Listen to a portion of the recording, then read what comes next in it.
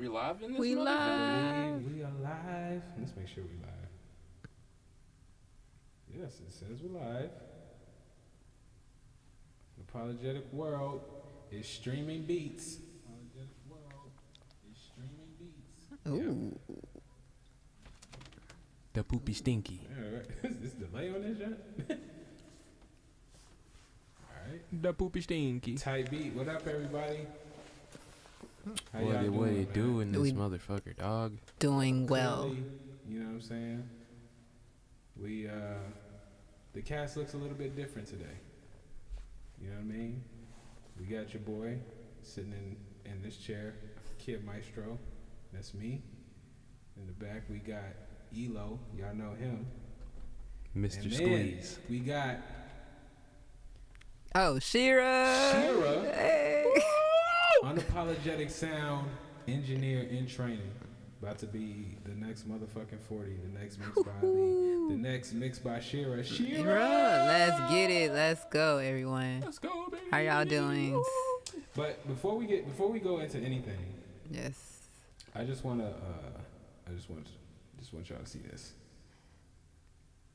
Hold on. Here it comes, y'all.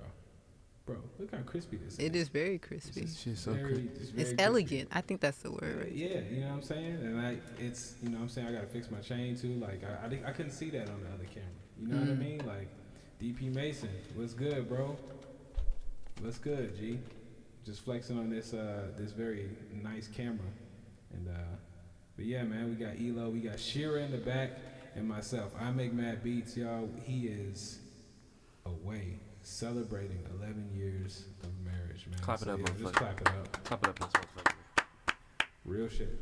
I just want to shout them out real quick because I've been coming around this house, Dirty Sock Studios, for the past 6 years. And man, like, with all sincerity, from the bottom of my heart, like, their union has been an example of like what marriage could be in a good way. They're very inspirational just as a unit. So Marie, Melodic, I make mad beats. Man, congratulations. Enjoy your time together. And yeah, just do you. And then as you notice, my man C Major is not here. C Major is preparing to get out of town tomorrow. He's leaving at 6 a.m. Central Time. And the thing that makes it so cool is where he's going. As we mentioned last week, he's getting flued out by Red Bull to go make beats for 10 days for people to rap over. He's going to be obviously murdering, representing Unapologetic. So yeah, just hit him up on Instagram, text him. You know what I'm saying? Thank you. Thank you, bro. Thanks, man. I'm waiting for the yes sir, Jonathan. Yes, sir. Oh, Yes, damn. sir. I gotta go Yes, through. sir. Yes, sir. Yes, sir. I'll do it for man. you. So shout out C Major, man. Wish him the best of luck, man. Just send him some good vibes. Just tell him congratulations. He's about to go out there and kill it. So man, Elo, what are we talking about first today? Man, we are out here in the streets. We talking about mother trucking, the importance of a fluid workflow Okay, / workstation. I feel that. So what's your experience? What is, how important is that to you to have a fluid workflow? And describe what you mean by fluid. By fluid, talking about You talk about like something that is in a bottle, like you can drink. Yeah, like basically, like I'm talking about the smoothness of the workflow. So the smoothness of, from thought to actual application. You know what I'm saying? And being able to have your ideas, whether it be, for any like different, various forms of medias, being able to like do that and link those different ideas that require different, instruments or mediums or whatever to flow as quickly as possible to get those like creative juices, you know what I'm saying, flowing as well as possible. Because, a lot of times you can have a lot of ideas for some type of song or beat or whatever, but the halting in the process or the time that it takes to wait on a thing could, you know, affect that thought. It could change that thought, the strength of the idea. So. How do you feel like your workflow is fluid? Fuck no. Your workflow is not fluid. It is not. What makes it? So what makes your workflow not fluid? To you, like personally, like what would you need for it to be fluid? What has to change? Aspects that I was aware of is, you know, how well I know my DAW, and how well I can, and which like leads into how I can organize my DAW to, you know, kind of, you know, get everything organized, like organize it in a way that'll allow me to, like, I know exactly like what ideas are going to come up and what I'm going to be using for them. So creating and customizing my DAW to make doing that as quick and easy as possible. And there's also elements that I wasn't as aware of until like recently, which is my hard drive. Everybody, you know what I'm saying, everybody in these streets be using Thunderbolt. I ain't never looked into why. I was just like, oh damn, everybody be using Thunderbolt. All right, I got this USB gen. I did not realize until Neem told me that Thunderbolt is like very, very fast connection. It's the fastest, you know, connection from device to the other device, which is super important because all of the sounds, the, you know, many gigs of sounds that I have just on Logic alone and from other things, you know, are downloaded only to my hard drive. Right. And so the speed, you know, the speed is a very, you know, big thing. It affects a lot. Yeah. So it makes shit slow. So, you know, a solid state drive and, you know, the newest Thunderbolt is in order basically to allow the speed at which I'm able to, like, cause sometimes you just have to, like, you know, go and search for things or whatever. And even if you organize your DAW to be like super, like, I can just click one button and I'll, you know, be right, you know, at the instrument or whatever plugin or whatever that I want, the hard drive being slow would add extra time as well. So I can't even like load it up as quickly as possible. So that, and knowing your DAW, knowing your instrument, and having equipment that you know, that makes speed better and shit. So you mentioned like customizing your DAW. Like, what does that look like for you? Well, I use Logic, and I've seen some live streams with I can't even think of words. I've seen some live streams with Jacob Collier, who also uses Logic. I've seen like a video recently today of Billie Eilish's brother, Phineas. I said Phineas. Phineas. Who also uses Logic, and they're like, they both use Logic, but their like computer screen looks vastly different. His is a little similar to mine, but he also has, like, I have, like, you know, preset kind of stuff, and then on the top of my channel is like user patches, and that's it. He has like user patches and like user like buses or plugins or just like other stuff. Like he has, like, the way he organizes his channel is different. He's like more on some, like, his stuff can be dense, but he also likes like simplicity when it comes to like the beats and the drums and stuff. So, you know, the tracks when they show up on his screen are a little bigger, while on like a Jacob Collier joint, a lot of times when he's working on like a project or a song, them joints be tiny because he got like thousands of tracks open. And also, like, he has to have the most gangsterous computer of all time to have all that junk running at the same time. While, you know, Phineas may not need SG of a junk. But yeah, like when it comes to like, kind of lost track of what the question was. Yeah, what does it look like for you? Oh shit, yeah, damn. for me in this joint, but I just have like my user patches up. I normally actually like use a lot of the like instruments that are just already in there, aside from like the drums. So I have like user patches for my drums, but I don't really trust them joints because they don't be loading up all the sounds. Cause my hard drive be a hoe. Cause your hard drive is slow. It's slow as fuck. So I kind of have come up with a solution for that, which is luckily I got Contact and luckily I got 808 Renaissance. So that is what I would be using until I get like the updated version of Logic. But that's what I'll be using for my drums. Just like studio drummer and stuff.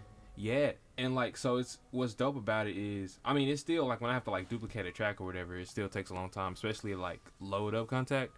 So I'm still working on that. But like how their drum kits are set up is they have maybe like 4 drum kits, but they have not like just one kick or maybe like a secondary kick like on like your system drum kit on Logic. They have hella kicks, hella claps, hella snares, so you can kind of just pick through, click literally like one drum kit, and off of one drum kit I can make like 200 beats. You know, because it's so many like, you know, different, and it's just right there in that one drum kit. Yeah. So I can like the combinations are, you know what I'm saying. So for drums, that's what a nigga is beginning to use, and the different sounds normally just, if it's not like LA strings or something that's already on Contact, it just comes from Logic itself, and that's already organized. So like the synthesizers, the type of synthesizers, studio strings, studio horns, you got your orchestral stuff, which is like the older Logic stuff. Studio horns and studio strings are fairly new. You know, piano percussion, malice guitars, all that shite. All of my user patches also got like some audio presets for certain stuff. Like if I find like a really, and this could come from like me tweaking some already like set shit on, you know, on that comes with Logic and like tweaking it, I can just save it as an instrument, as a new instrument, and it'll go straight to user patches. And so it's like, I like how this guitar effect sounds. I just save it and it'll show up, name it and all that stuff. But my joint is fairly simple, and I kind of try to leave it as simple as possible because I want Logic to feel like, you know, like a blank canvas. Yeah. You know what I'm saying? So man, I've been really thinking about this heavy. I was just telling Mad Beats like a day or two ago that I think I'm in a space where it's time to like really revitalize my template. Every like 2 years or so, I do like a massive reevaluation of like how I make beats, and then try to set up my template for that. And I think I'm about 6 months past due. And I can really feel it. I can just feel like what was really efficient to me now just doesn't feel as efficient, but more so than efficient, inspiring. Like I had an iteration of a template where I had like, you know, 6 or 7 Omnisphere jumps already open as soon as I opened the jump, and it was like, because I know I'm gonna use these jumps, and it's like, do that. And then it got to a point where I was like, nah, let me minimalize down, because part of what was inspiring me at the time was the search. Like going through joints, you know what I'm saying, and pulling up stuff, like, and it was just a little bit more efficient for my machine. But now, man, like with the way Ableton is set up, like I'm trying to like as close as I can, like emulate like having a rack of like keyboards and pianos and synths already ready to go. So I can just I can open it up and not necessarily make beats, but just play. You know what I'm saying? Just experiment and find things on accident. I think that's what that's the workflow I want to have, to be able to like open my DAW and find things on accident, if that makes sense. To like set up purposeful randomness. That's my vision. You know what I mean? To like open my DAW and like stumble upon something. Yeah, shout out DP Mason. You know what I'm saying? Like,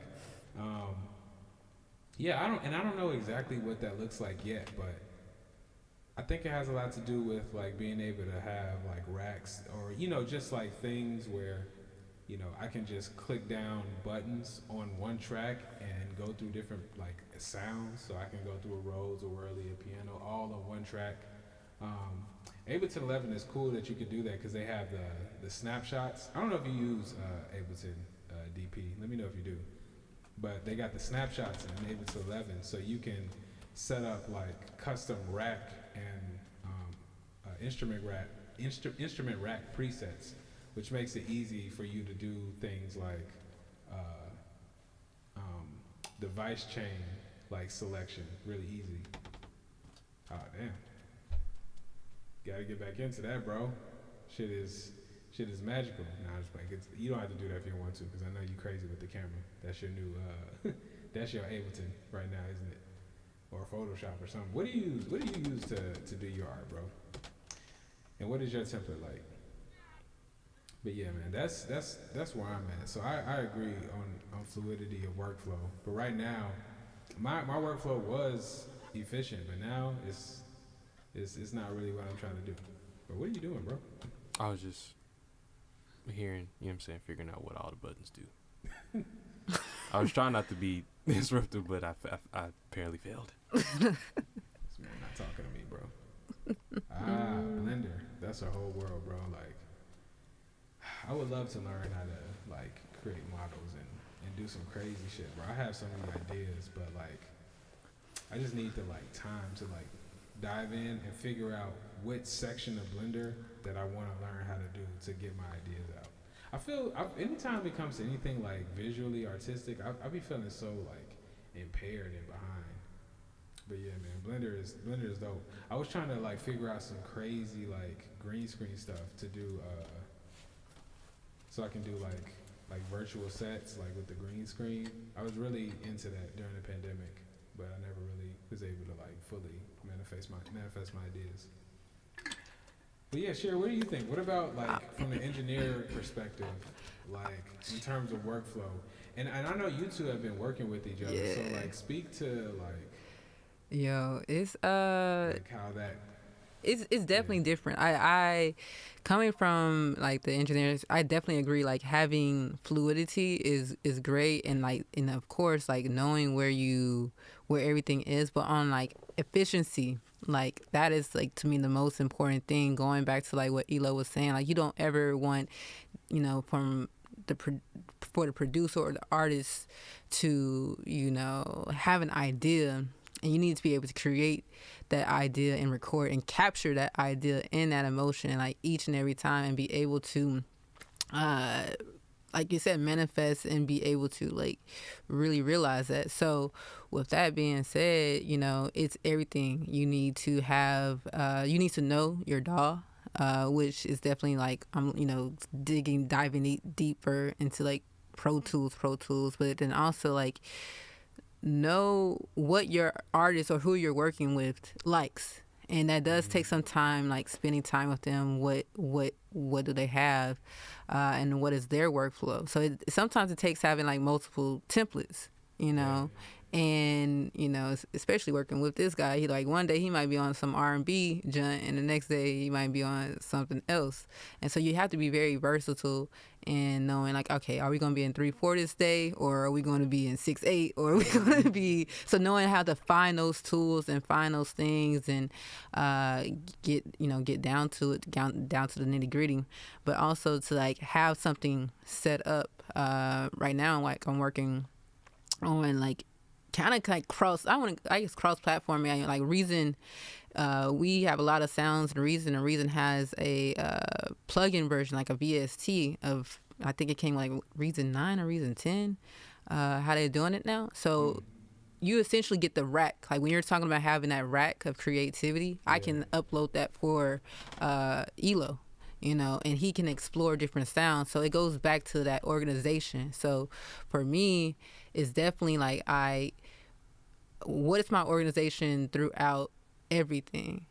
Where can I be the most efficient, not just from Pro Tools and having the necessary tracks and synths and different things queued up, or even, certain plugins that your go-to plugins, but also within also reasons in locating sounds, like what does he like, what does this person like, what is this preset, and figuring out I bet let's capture that, let's get this one. But I definitely, for me, I am learning that I like to have a fluid motion, like a non-stop continuous continuous thing, because the speed can increase. You never know when an inspiration may happen, but then you also have like different sections of engineering, right? Mm-hmm. So you have your recording which was going to be totally different from your mixing, because you're doing two different things in terms of your what you're trying to achieve. And then also you get into like some technical things, like how much CPU power you're using, like what is going to be the best way, what is it going to be like your rough mixes, like how you're entering into the situation. So it definitely is for me, like workflow, just still figuring out what works, and also like stealing. I don't want to call it stealing, but like looking at what other people are doing. Like I was recently watching Alex Tume on. He has code. Engineer. He fast guy. So that's also going to like shortcuts. Getting those under the belt, and making sure like knowing what you do in a fluid motion as well. And that definitely takes a lot of practice to like I want to do this, and speeding that up like almost 2 steps ahead in a sense. You have to have a foresight, which it takes developing, and like I just be able to hit that key without thinking about hitting. It's just like, I feel like it's like anything with like, I attribute like musicians and everything we're doing creatively at like same thing like ball players and everything. You don't think about catching, you just have to catch. Yeah, what you said about like the two like having multiple templates, that's real. That just actually gave me an idea. It might be kind of like part of the answer what I'm looking for, bro. Because I was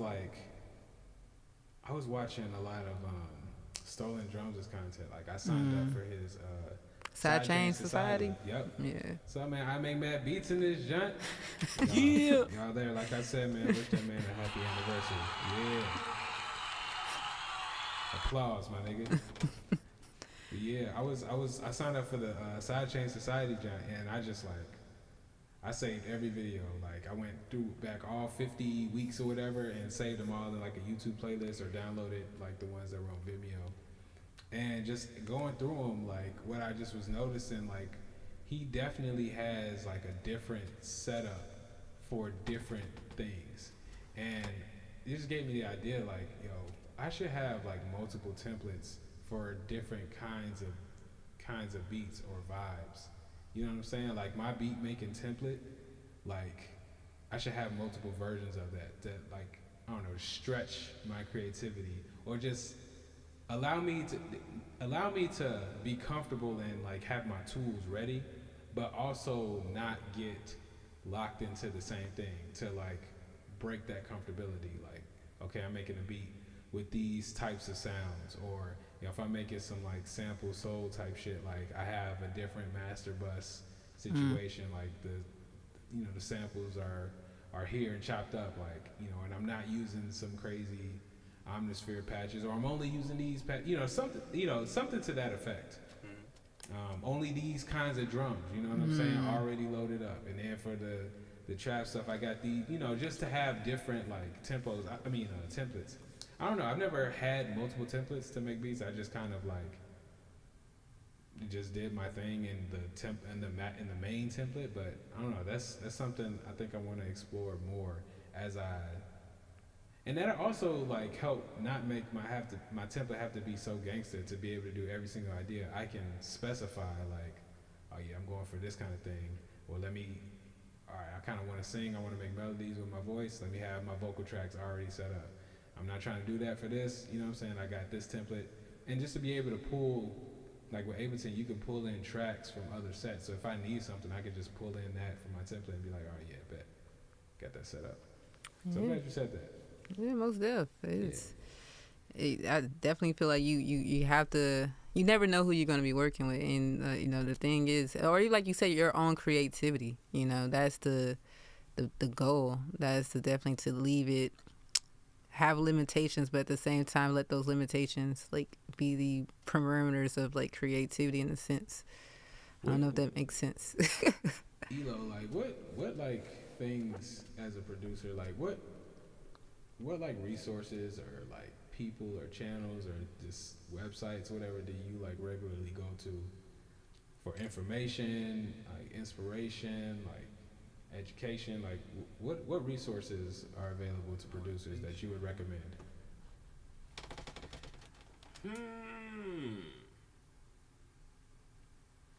For, I know like last year or somewhere around there, it was heavy, or whenever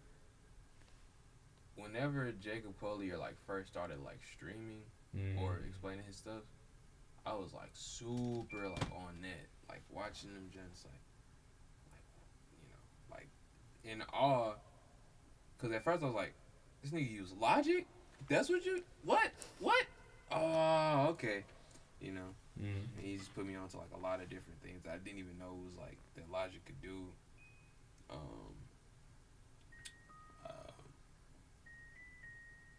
I'm about to look at see if there's some more.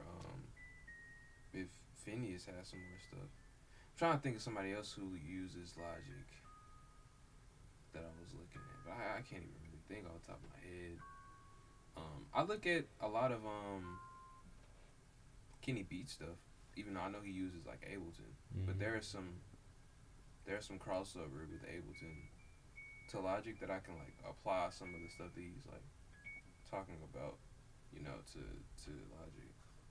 But that like, yeah, in terms of like, I think the most I like looked at like Kenny Beats in terms of that stuff, but I don't really like look at as many tutorials. Not in the sense that I can like, this man don't watch tutorials. I can like, It's crazy, bro. Not so much that I can like name off people, but it's just like videos and different things that I see. This man is just beyond help. You know what I'm saying? Nah, a lot of times it's like a lot of that stuff deals like less with production and more with like some music theory stuff or some music kind of history stuff on you know how, you know, different instruments and like in different ways to, you know, to emote with chords and harmony. I mean that stuff is good for producing too. Like to be the ability to like specify and more acutely create a vibe. Hella Adam Neely. That shit is always like, I'm always learning like some new shit that I like didn't even know I didn't know. So like that. And I just be seeing shit on Instagram where somebody's just playing a thing or doing a thing that's like, oh, this is an interesting, you know, like, you know, harmony or interesting way to harmonize with this. Like, yeah. Mono Neon, that nigga be showing up on my Instagram a lot. I be watching a lot of his gents because like his approach to how he plays in terms of pocket and the note, like his note choice, and also his timing, like when he, you know, like when he does like a feel or that stuff is always like he has like one of the most interesting harmony minds like ever. Yeah. So anytime I see his video, I'm like looking like or listening to his music, but I get a lot of it like not explicitly from tutorials, but more so from just like I just hear different songs and stuff, and it's like, oh, this is an interesting, even like, oh, this is an interesting like beat pattern. This is an interesting sound for a kick or sound for a snare, and then I just kind of like soak all that information in And then when I go to like make a beat, I kind of see how I can apply them in different ways or my own way. It's real musician shit. You know what I'm saying? Yeah, I know for me, like, man, definitely, like I mentioned, the stolen drum stuff is dope. Kenny B stuff is dope, like you mentioned. I really like Andrew Wong. Like, Yeah, I forgot to say that nigga. He's got a very like crazy and creative mind. Yeah. Andrew Wong, Ricky Tynes. I don't watch his stuff that often, but he kind of is like a hardware dude, and I don't know, just the way his videos are very actually relaxing. So when you watch him, it's kind of like long form. He's talking about, I use this setup, and it's just I don't know, it's just cool to get ideas to try to apply some of those concepts, some of those limitations into your own, really, enhance or just switch up your own workflow. Man, Da Vinci, and Da Vinci is dope because Da Vinci not only gives you like actual like production instruction, his whole vibe and like mission is for like is creative wellness.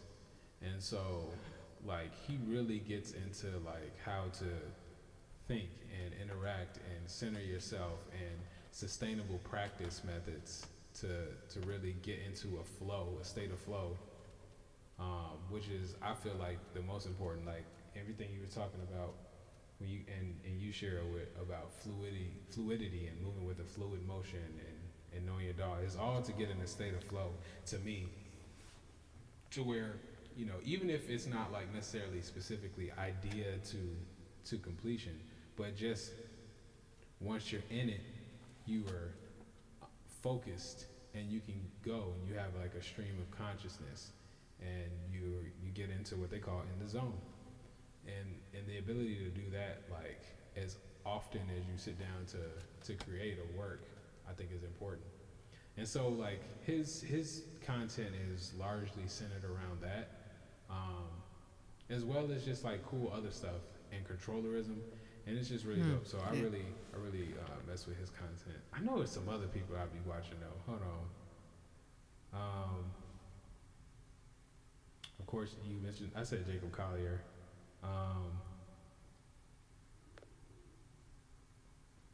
Yeah, it'll come to me, but like, yeah, those are like the main guys that I find myself looking at. And then just like other random tutorials. I find myself like watching performance videos like of like Flying Lotus and trying to deconstruct what they're doing, because a lot of times like the stuff I'm trying to do, it's just people doing things that don't sound normal. Like they're using the same things you're doing, but just the way like that they're coming to, like they're like when you see them do something and then the sound you hear back is like, there's a things off topic. No, I haven't heard of him, but I definitely will check that out. Cause like I said, bro, the one thing I love, man, is like when I love watching people on the SP404 or 505 or 303 or MPC or like some, TR rhythm machine, do their thing with, and just be locked in. That's one of the, and not to show too much love, if I make bad beats, you still there. Not to show too much love to NPC niggas, but like that machine is like, so I feel like you can really just get lost in it. You don't need to look up. And whenever I look at people using machines, the NPC, using machines like that, I don't know, I get jealous, and I spent a large part of the super quarantine period, like doing a lot of deep MIDI and software work, trying to make my push even more. I don't need to look at the screen at all. Like I was really close too, like using the user mode of the push, and using CliffX Pro, which doesn't work with Ableton 11 yet. So I've kind of stopped that journey. Until they get it working. But using like CliffX Pro, Max for Live, I've been able to like really get close to the point where on my push, like I can save a beat. You know what I'm saying? I can make one without looking at the computer, save it from the push, rename it. Like I figured out like QWERTY keyboard stuff. Like I was on that level with the push during quarantine periods because I desired like a workflow that allowed me to just like stay down here. You know what I'm saying? And not have to look at the computer, not have to move the mouse, and just do everything from there. So I'm super into like hardware people. Obviously, there's limitations with that makes me wanna stay in Ableton. But yeah, I'm super into that. What about you, Shera? What kind of resources are you using for production or engineering? For definitely listening a lot, but Twitch, to be honest, like sometimes like Mixed by Ali, especially like when the quarantine had like last year just like had really started up and he was going live on Twitch. I was like, yo, that's amazing. But definitely Young Guru was like the first to kind of like give, I don't want to say secrets, but I met him before, and then I was like, "Yo, this is Jay-Z's engineer," and he has like Skillshare, different YouTubes, and he's always really open about like, how can we get he has well-meaning about behind his thing, and it's definitely like he's passing the torch on to like not saying he's over and done, but he's like educating the next generation of engineers, but also. YouTube has definitely been cool, but like specifically, I go to albums that I like. Bruce Whedon, of course. Quincy Jones, Michael Jackson. That is, just listening to that really is just in going in old interviews and seeing how they, talk about capturing what they're capturing, the emotional content, and how they did that, and seeing what they were using at that time, and how can I, in a way. Take pieces of that and put it into like the digital world. Who else I be looking at? Of course, Alex Sume. He's definitely been like the person that's on my mind the most for like effectiveness and efficiency, because how music is playing now, we're releasing music so quickly, and artists are on tour buses, and we're in rooms 40 OVO 40. How he squashes his sample rate to get that underwater feeling, so Drake's vocals can sit, and how he processes vocals, and why does that work? Like going back to saying like dissecting that, and just simply like listening to it. But another person, or I guess they're kind of. I don't know if they're I don't know, but the drums, whoever processes, and I think it's Greg Rominski. He did Detroit 2. I think he's Big Sean's guy. But Detroit 2, I listened to that like for pretty much all of the quarantine pending, whatever. And I was like, yo, these drums are like crazy. Like the processing, side chaining, the highs, the relationships, those things that really like make you do things with your body that you don't even know that you're doing until it's like, yo, this is crazy. So so yeah, that's definitely been eyeballing them. I also love Juro's mixes. Juro Mez Davis, he's Dreamville's J. Cole's guy. I'm a Dreamville fan as well, but it's not a lot of interviews on him, so just really. But Mixed by Ali, definitely, he's even with like engineers, his things, and Instagram has been a help too. Like you got to program your algorithm. I definitely say like, especially for mixing folks, there's a lot of people out there who are just kind of like just putting things out there. But my go-to is like, okay, find the stuff that I feel like provokes me, and then go back and like especially Tidal is really good for it. Like go to the credits, see who was the engineer on the joint. I bet. Okay, instant YouTube. What are y'all doing? Why are y'all doing what y'all do?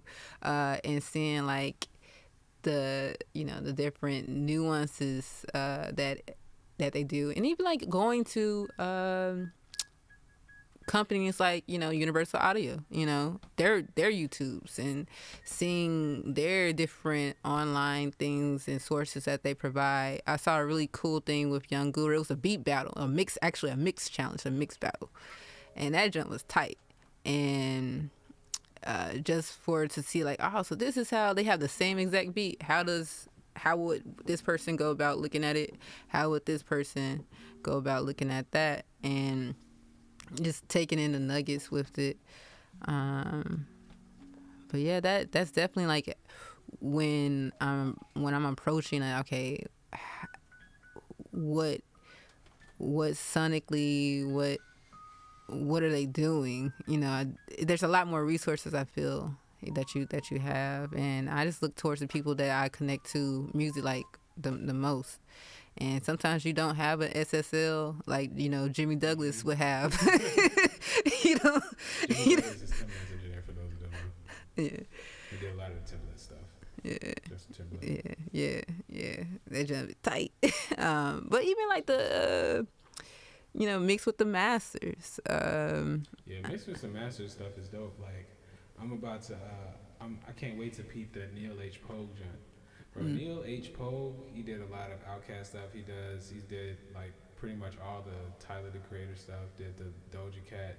Did done a couple Earth, Wind and Fire records. I think he did a Common joint. His discography is long as a fuck. And yeah, but his stuff is crazy. But he did it mixed with the masters where he breaks down the K Tronada joint, the 10%, like because he mixed that album, which just won a Grammy. The Bubba joint, K Tronada. Oh yeah, I don't really listen to K Tronada. Oh, yeah, like so I didn't even know that was a. Dang, son, that's what we do. That's what we got sound effects that do that now. Dang. Oh my bad. But yeah, K Tronada. First of all, K Tronada. This is appreciate K Tronada. Like, okay, you know what I'm saying? Exactly. Yo, Elo, you gotta do this every week. Yeah. You gotta set you live with some like with the official junk, but it's crazy. We'll get you an output and plug in the. Yeah, most def. You flex Yeah. But yeah, man, he I know he uses like a mixture of SSL and in the box stuff, but yeah, I love like. And I think the thing that makes it exciting is like when you like find an engineer that you like or that you didn't know you liked, and it's like, oh, he did all this stuff that I find amazing. All right, bet he did the NERD album, Singing Sounds, and you're like, oh man, you want to look him up. But I mean, he's got this is dope. Mixed with the Masters is dope. I like them. Yeah. You mentioned and Dave Pisado's place. Oh yeah, man, yeah, chock full of stuff, bro. Exactly. It's so many plug-in goodies. Like if you're looking for some dope, like make this sound good, bro. They just be giving the gems away. They give them away, like for real. Just go and watch them guys. Yeah. The Into the Layer series is really dope. Yeah. And the interviews are really good and thorough too. But the Into the Layer joints, they really just show you like, yeah, just use this. Bam. And they be dope. Yeah, I don't know why Pasado Play should have been like the first junk, because that's literally when you type in like, yo, how to pop. Then you get those guys like, hey, this is what we doing. Yeah, forgot about my folks. Yes, sir. I watch a lot of like Twitch streams too. Well, I don't watch a lot of them. I watch a lot of one person, which is Monty Booker. I be trying to watch Knowledge Jumps, but it's just a little confusing because it be mostly like just hanging out. But he be having like music playing in the background with like video games on the screen. It's hard to like catch him making a beat unless he's just so fast you just can't tell when he's making a beat. But I tune in to Knowledge Jump sometimes because it's at least a vibe. I just listen to his stuff just to. That's what I learned. That's a great resource for producers. Just listen to music you fuck with, as Elo said. But yeah. Yeah. It's Elo typing the paper. Like Slick Fresh though. See, that's a thing. Like that's why you gotta be ready as like an engineer and have your workflow, because you might have a producer like or artist like that who like, yo, be typing papers with that just come out sounding like, yo, we need to get them sounds real quick. So y'all been working together quite a bit, right? How many sessions have y'all had together? I think 2 or 3. I think 2. Yeah, 2 or 3. So explain what's that process like? When y'all walk in, or when y'all wake up in the morning, and what happens? You feel like P. Diddy. All right, I'm done. So, yeah. Well, it's been morphing and changing, as we go. Like the first one was just like testing stuff out. Like we didn't like even like make like a song. It was just like, let's try making a beat, or let's try recording some vocals. I think the second one That was a lot of like searching through the sounds and organizing and figuring out like stuff I like, stuff I don't like. And with that, in the time that it took to like make a beat in the first session, which was like maybe like an hour or so, around there, like once we had like a good idea of what sounds that I liked, we were able to make a beat. And So what exactly is the setup like between you two? so I have a keyboard out. Normally it's like right by like the desk instead of like being across from the drum, cause like I'm like looking at the computer screen too, and then we was also talking about like a mic also being set up. Just so like a side by side situation. Yeah, we definitely intimate side by side, and the setup definitely. So he has his MIDI keyboard, which is USB straight into it, and then in our Pro Tools, like I was saying earlier, because he's so many, the type of like sound that he has, we were able to find like a lot of those create like sparkly pad stuff. I have Reason, and like I was saying, like Reason is able, instead of using rewire, they pretty much deaded that. Like you don't need to use rewire anymore. They have it as a VST that you can use as a plugin within Pro Tools. So it gives you my full rack, all my sounds. And so I'm able to like organize and do a lot of things within, and it translates back to a real Reason session as well. So I'm able to create and really sound design right there. So we're doing a lot of sound designing too in its mix. And so once he like finds something and he's playing, like I'm legit like, let's capturing, because he'll be like, nah, I don't like that. And then sometimes he'll be like, all right, let's go to some drums. So like I'm already got what I need to have in that sound, and we're just going to the next sound, and then having that, like we definitely spend a lot of time, and then we actually have like even like we didn't even go through all the sounds that we like could possibly go. Like that was the crazy thing about it. Like we actually stopped on like UK drums and like just for the drums, and that's like it's so expansive because like I'm using two DAWs technically at the same time, but we stopped short because like, all right, like bet that's good, and just knowing like, all right, you want to go to these 70s drums, like recalling that just from memory, like knowing like, oh, I like that, like, hey, I load up these drums already. And he's like, all right, and he's playing around with them. Like, okay, cool. And I might get a take, and then he's still playing around, and then I do another take, and then bam, hot. Oh, I like those. Actually, let me go back and shift the nudge it a little bit. You know what I'm saying? Like nudge it. And so we're just building off each other, going back and forth. Or, oh, could you add this? Or could you take the attack off that? So we're really communicating with it. So in a sense, it's like not only my job as an engineer is not just to be just press the button, you know what I'm saying, or just like, okay, I got it, it's also to help that foster that imagination as well and be ready for what he may or may know what he like, you know what I'm saying, before he even kind of say that junk.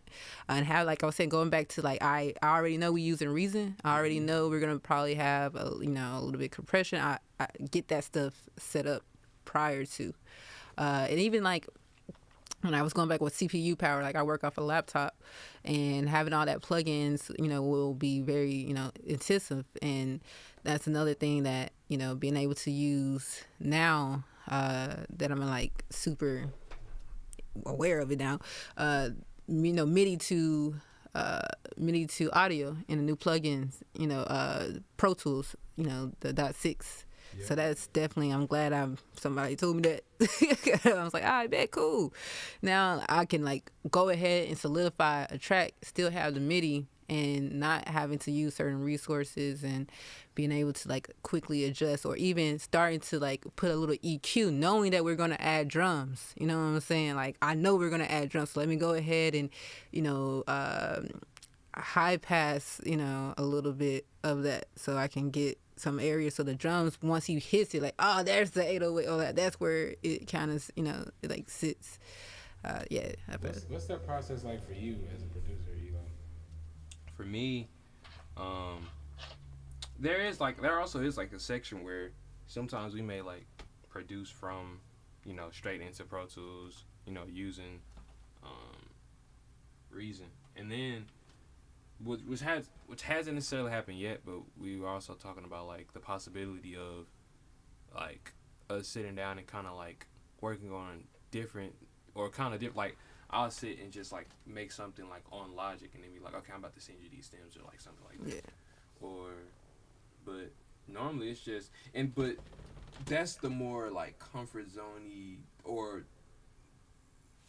stuff that I'm more used to. Mm-hmm. But it is kind of like a different thing, a different feeling to like be like in the artist seat as a producer and being like yes and no to stuff is like it definitely is different. But there's also like a really cool thing in it that like I'm able to really think, have more time to really think like about the things that I do want and don't want, and the fact that it's being organized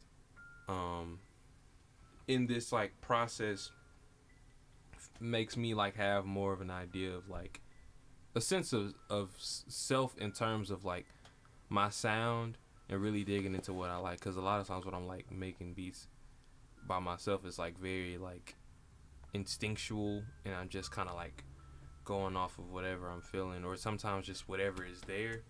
But like going through sounds and going through different things and really being like, I like this, I don't like this, is definitely a really fun and fulfilling part of like what my role will be. And then also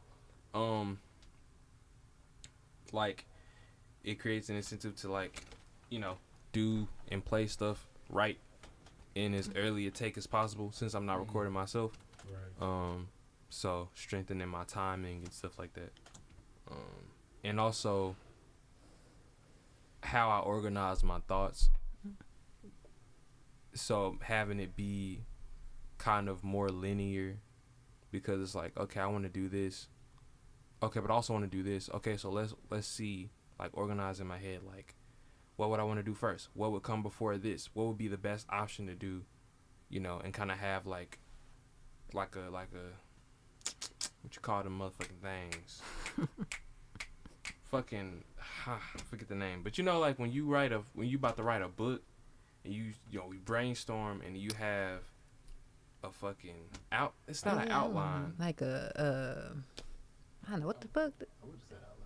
I guess outline. A basic outline, of the beats creation, like, what I'm gonna do before this and before that. So. Yeah, I find like you guys' process is interesting because it's multiple ways to do it, and you guys' process is interesting because like you guys are creating off of like from not your template, so like you guys have a specific way you guys create together, which is cool because you guys are building like a relationship in that way. But a lot of times like a producer has the way they make beats, and then it gets tracked, you know what I'm saying? Mm-hmm. So like if I were to have an engineer, at least how I think about it, see, I've never had my own engineer. I've been my own engineer, so this is interesting to just like see how this works out. Because if I were like how would I imagine it would be like, okay, I need to create a system to where when I make beats, like all those things can get fed into engineering land, which is separate, or into Pro Tools, so they can be tracked and organized, or maybe cut up, or even just like basic monitoring, kind of stuff. So it's interesting to like see. Neem would talk about his experiences at Quad Studios, where the producers would have engineers, and back then, producers used more hardware. So like, if you had an MPC with so many outs, those outs would be put into the sound, the interface or the board in the studio, and the engineer would be mixing like the stems as the beat is being made. You know what I'm saying? Like that, and that's kind of how that worked. Now it's a little bit differently. It's a little bit different, but I still feel like there's like technology to even expand that. Like Dante, for example. So if Elo is creating on a network, and the template is set up to feed that network a specific amount of channels where like his kicks always come here, his snares come here, his pianos come here, his synths come here, his bass comes here, all feeding into inputs into like Pro Tools on another machine that's on the network. There could be some sort of synergy there, but I don't know. It's a lot. I don't know. It's a lot of different possibilities. So I was very interested to see like what you guys is, which I think that's like it makes sense too. Like okay, yeah, all you got to do is be creative. There was this guy that used to come here and do that. Like he used to pay studio time to make beats here, and he would use Neem's setup. So Neem, like he would basically he was kind of like a keyboardist dude, and he would add. He's like, yeah, I need a sound that's kind of like this, and he would find a joint and pull it up. And he's like, nah, and then we go to another sound or tweak it. You know what I'm saying? It's like, yeah, that's the sound. And he'll create an idea. Neem would help him track it. You know what I'm saying? And then like he's like, okay, now I need some drums. Like, you know what I'm saying? They would go and find the drums. What kind of drums are you looking for? He'll try to give a description. So he'll pull up some drums that kind of fit the vibe, and then he'll program some drums. Like, and he would like literally be like a tracking engineer. He'd be working in MPC. So there's that method where like, where basically what you guys are doing, but you would be using Logic, you know what I'm saying, in Elo's template, and he would just be on the machines, just kind of like in the zone in that way. So there's lots of different ways to kind of approach that. So I was very curious of how you guys are doing it. How does it feel, Elo, to go back from working alone to working with Shera? Like, what is that switch? What are like the main differences you feel like? And we got 2 minutes, so. Well, the main differences for me are basically the recording. Well, normally everything else that I like do is like the production aspect of it, and then like the part where I'm like really poopy stinky at is the quality of like my mixes when the audios come in, and so like that definitely is like a different situation. Like I'm in the studio, I got like the equipment, but also like a separate mind to focus on that and get that stuff so I can like focus like solely on the creative process, which is having that space and that time is a newer thing. And I'm just like, because there's like, that's empty space normally, that normally isn't there. Just like figuring out how I'm going to use that and utilize that. And then, and then also like how it also changes how I arrange my vocals, or changes how I, like, the recording part, because I normally do it myself. And so, like, when I have ideas and stuff like that, when it comes to, like, layering and different stuff. So, getting my head into a different way of thinking is something that is new, but it's also, like, super cool to, like, figure out and flesh out. And I could see it like, giving me, different ideas, changing the way that I make stuff. Yeah. Well, y'all, that is about it. I'm going to switch to this camera so we can flex one time. You can bend down maybe so you can see you a little bit. You know what I'm saying? Shout out to Eli back. Y'all saw the autofocus. Watch how it come back to me. You know what I'm saying? Watch how it comes back to me, bro. So shout out to Shera. If you want to pop your head in the gangster camera just so the we can make sure you're there. Can't wait. Oh. Yeah, you know what I'm saying? Oh, where we at? You keep going all the way. There we are. Hey, turn up. You know what I'm saying? Yeah, DP Mason. I make Mad Beats. Everybody else, thank y'all for joining us. We are Type Beat every Wednesday, 6:30 Central, and we are out.